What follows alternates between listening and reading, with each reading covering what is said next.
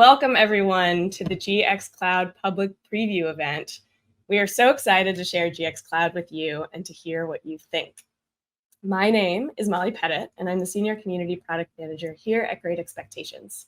We have a great lineup planned for this event, so let's jump right into the agenda.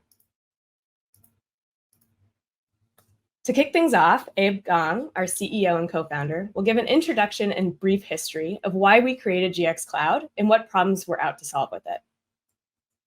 Next, we'll actually see GX Cloud in action with a live demo from Rachel House and Nevin Tan, who are two of our senior developer advocates. After that, we'll hear from Abe and Stavin Mehta from Altruist. Altruist is one of our advisory customers. They have had GX Cloud for 4 months now, and Stavin is here to share his experiences using GX Cloud and what it's like in a production environment.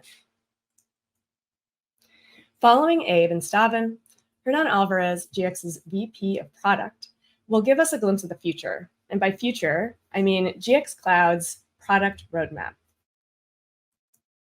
Then, to wrap things up, we'll be taking questions for the rest of the hour. You can ask a question in the chat anytime. We're going to be collecting them throughout and compiling them for the Q&A.